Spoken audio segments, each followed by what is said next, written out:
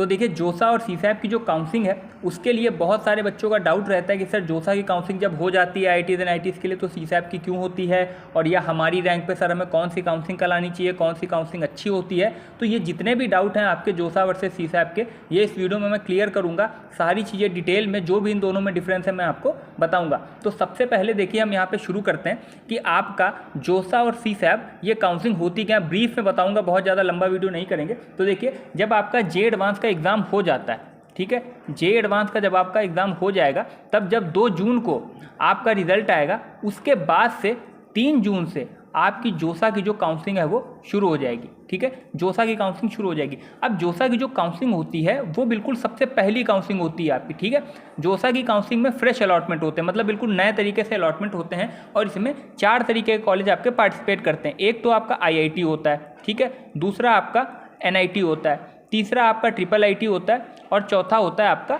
GFTI, government funded technical institute. तो ये 4 तरीके के जो कॉलेज होते हैं वो जोसा की काउंसलिंग में पार्टिसिपेट करते हैं और बिल्कुल शुरू से इनमें अलॉटमेंट होता है। तो अब जब ये काउंसलिंग हो जाती है, जब IIT NIT triple IT GFTI यहाँ से फिल होती हैं सीटें, तो फिर सीएसएबी काउंसलिंग की जरूरत क्या है, ये बच्चों को बहुत डाउट रहता है। तो देखिए अब ये जो जोसा की आपकी काउंसलिंग है इसमें क्या होता है कि 1 से लेकर 5 तक राउंड होते हैं। ठीक है, अब जो कुछ सीटें मतलब सारी नहीं फिल होती, जैसे मान लीजिए 5 राउंड हो गए आपके, तो किसी बच्चे को एनआईटी में सीट मिली थी, उसने सीट रिजेक्ट कर दी, वो बिट्स पिलानी चला गया, या अगले साल उसने प्रिपरेशन लिया, किसी भी वजह से उसने अपनी सीट छोड़ दी, तो कुछ सीटें यहाँ पे बच गई होंगी। तो मान लीजिए कि जैसे यहाँ पे मैं आपको फिर से बता दूं, जैसे मान लीजिए 100 सीटें जोसा में टोटल थी, ठीक है, और उसमें से 90 सीटें ही फिल हो पाई, 10 सीटें आपकी बच गई। तो अब ये जो 10 सीटें हैं जो जोसा में काउंसलिंग खत्म होने के बाद बच गई, वो सीएसएबी काउंसलिंग में यहाँ पे भरी जाएंगी। ठीक है, तो खाली जो सीटें होती हैं जोसा काउंसलिंग के बाद, उन खाली सीटों के लिए सीएसएबी की काउंसलिंग कराई जाती है। ठीक है, तो ये बेसिक डिफरेंस है दोनों में। अब देखिए सीएसएबी की जो आपकी काउंसलिंग होती है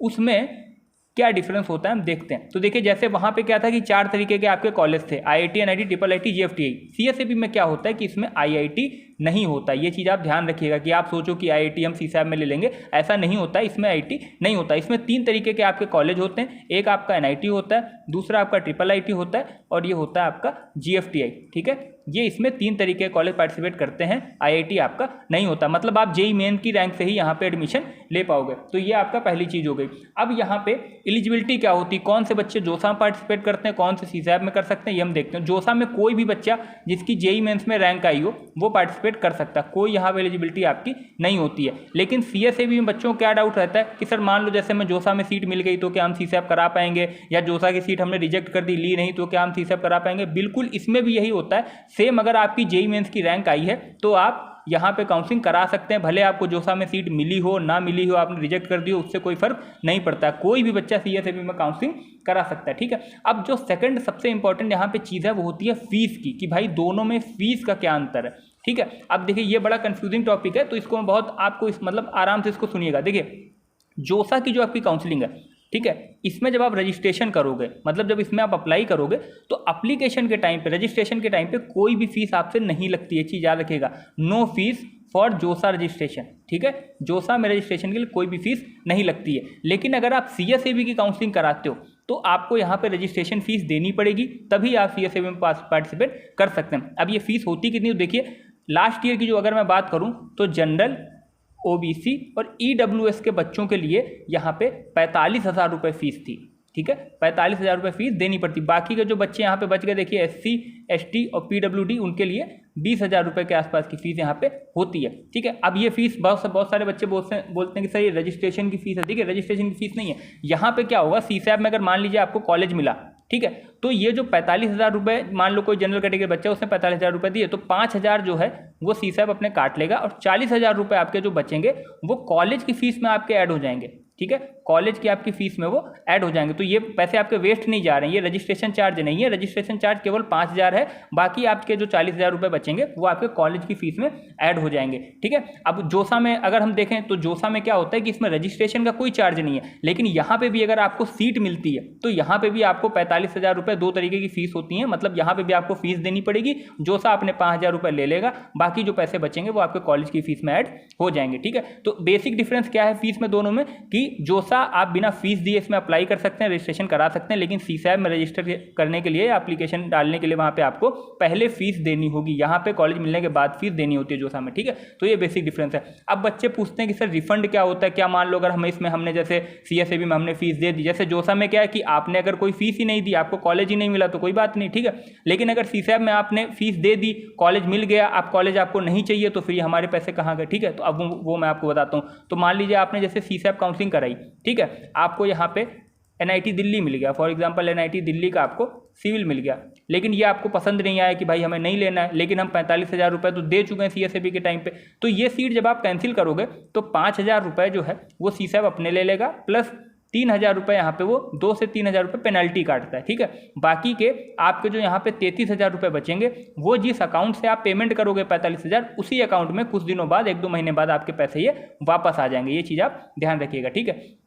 तो यहाँ पे आपका पैसा वेस्ट नहीं जाएगा, ठीक है। ये मत सोचिए कि भाई मैंने फीस दे दी, सीट नहीं मिली तो 45,000 मर गया, ऐसा नहीं होता है। कुछ अपना प्रोसेस का मतलब जो चार्ज होता है वो सीसैब काट लेगा, और कुछ यहाँ पे आपको 3,000 रुपये जो है वो आपने सीट मिलने के बाद कैंसिल करी तो पेनल्टी लगती है, बाकी पैसे आपके जो अकाउंट में है, जो भी अकाउंट से आप पेमेंट करोगे 45,000, वहाँ पर आपको वापस हो जाएंगे। अब मान लीजिए कि ये सीसैब काउंसलिंग है, इसमें आपको सीट ही नहीं मिली, मतलब एक भी राउंड में आपको सीट नहीं मिली, तो पूरे के पूरे पैसे आपके ये वापस आ जाते हैं, 1 भी रुपये इसमें नहीं कटता है, ठीक है। तो ये चीज़ आप ध्यान रखिएगा। जोसा में भी सेम होता है। जोसा का मैं आपको बताया, जोसा में मान लीजिए कि आपको कोई सीट अलॉट हुई, ठीक है, आपने उसमें देखिए वहां पे 2 तरीके की फीस होती है, एक सीट एक्सेप्टेंस फी होती है और एक पार्शियल एडमिशन फीस होती है। आपने मान लो ये वाली दे दी, 35,000 रुपये आपने वहां पे दे दिया, ऐसे जनरल कैटेगरी बच्चा है, तो वहां पे भी अगर आप सीट कैंसिल करोगे तो आपका जो पैसा है वापस आ जाएगा। पैसा आपका मतलब काउंसलिंग की जो बॉडी है वो रखती नहीं है, आपका पैसा जिस अकाउंट से भी आप ये पेमेंट करोगे वो वापस कर दिया जाएगा अगर आप सीट नहीं लेते हो तो, ठीक है। तो ये रिफंड वगैरह का हमने देख लिया। अब यहाँ पे देखिए प्रोसेस में क्या डिफरेंस होता है, जैसे ये जोसा है, ठीक है,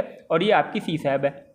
यहाँ पे जब आपको सीट मिलेगी तब आपको डॉक्यूमेंट वगैरह सबमिट करने पड़ेंगे, फीस वगैरह आपको देनी पड़ेगी, फ्रीज होता है आपने सुना होगा, फ्लोट होता है, स्लाइड होता है, सेम यहाँ पे होता है, कोई डिफरेंस नहीं होता। यहाँ पे भी जब आपको सीट मिलेगी तो डॉक्यूमेंट आपको अपलोड करने हैं, फीस आपको सबमिट करनी है, और यहाँ पे फ्रीज का ऑप्शन आपको मिलेगा, फ्लोट का मिलेगा, लेकिन यहाँ पे एक ऑप्शन और बढ़ जाता है, वो होता है सरेंडर का, ठीक है। सरेंडर का भी ऑप्शन यहाँ पे बढ़ जाता है कि भाई हमें जो करंट सीट है वो नहीं चाहिए और नेक्स्ट राउंड में भी हम जाना चाहते हैं। ये देखिए काउंसलिंग का ये पार्ट है, वो मैं आपको डिटेल में बताऊंगा, अभी हम खाली डिफरेंस देख रहे हैं तो मैं ज़्यादा डिटेल में इसको नहीं समझाता हूँ। लेकिन यहाँ पे हमें 3 ऑप्शन मिलते हैं, जोसा में फ्रीज का, फ्लोट का, स्लाइड का। सीसैब में हमें 5 मिलते हैं, फ्रीज का, फ्लोट का, स्लाइड का, विड्रॉल का और सरेंडर का। ये सरेंडर वाला काफ़ी वहाँ पे काम आता है, इंपॉर्टेंट होता है, तो ये चीज़ भी हमने यहाँ पे देख ली। इसके बाद क्या होता है, फिजिकल रिपोर्टिंग। फिजिकल रिपोर्टिंग आपकी होती है, ठीक है। ये जोसा है, सीसैब है। अब देखिए जोसा में किसी बच्चों को मान लो NIT इलाहाबाद मिल गया, ठीक है, NIT इलाहाबाद का इलेक्ट्रिकल मिल गया, अब ऑनलाइन रिपोर्टिंग आपकी हो जाएगी। लेकिन यहाँ पे कोई बच्चा है सीसैब में, उसको यहाँ पे NIT सूरत मिल गया, ठीक है। अब दोनों बच्चों की जो फिजिकल रिपोर्टिंग है वो एक साथ ही होगी, एक साथ दोनों की फिजिकल रिपोर्टिंग होगी। ऐसा नहीं है कि जोसा में जिस बच्चे को सीट मिली वो पहले कॉलेज पहुंच जाएगा, उसकी पढ़ाई पहले हो जाएगी, नहीं। आपको जब आपकी सीसैब काउंसलिंग हो जाएगी तो जोसा वाला बच्चा भी अपने कॉलेज जाएगा, उसकी डेट दी जाती है, और सीसैब वाला भी बच्चा अपने कॉलेज जाएगा, दोनों एक साथ जाएंगे, ठीक है। तो ऐसा आप मत सोचिए कि हमने जोसा में करा ली तो पहले हमारी क्लासेस शुरू हो गई, पहले सारा हमारा एडमिशन हो जाएगा, ऐसा नहीं होता। दोनों बच्चे एक साथ यहाँ पे जाते हैं, ठीक है। अब बहुत सारे बच्चे पूछते हैं कि सर हम जोसा की काउंसलिंग कराएं, ठीक है, कि हम CSAB वाली कराएं, हम कौन सी कराएं। तो देखिए जोसा में आपका क्या होता है कि बिल्कुल फ्रेश अलॉटमेंट होता है, तो यहाँ पे बहुत ज़्यादा कट ऑफ नहीं पड़ता। जैसे मान लीजिए मैं जनरल कैटेगरी की बात करूँ, मेल कैंडिडेट की, तो यहाँ पे 1 लाख तक ही आपको सीट अलॉटमेंट होता है। वहीं सीसैब में अगर मैं बात करूँ तो यहाँ पे 5 लाख तक आपको सीट मिल जाएगी, 6 लाख 7 लाख तक भी आपको सीट मिल जाती है। तो अगर आपकी रैंक थोड़ी सी ज़्यादा है, ठीक है, जैसे 50,000 के ऊपर है, मैं जनरल कैटेगरी बात कर रहा हूँ, अगर आपकी रैंक थोड़ी ज़्यादा है तो आप सीसैब वाली काउंसलिंग पे ज़्यादा फोकस करिए, क्योंकि आपको जोसा में कुछ खास मिलेगा नहीं, ठीक है। अगर आपका मतलब सिर्फ आप IIT में जाना चाहते हो कि भाई मुझे IIT ही चाहिए, NIT वगैरह मैं नहीं देख रहा हूँ, तो फिर आप जोसा टारगेट करिए, ठीक है, क्योंकि आपको IIT जो सीसैब में नहीं मिलेगा।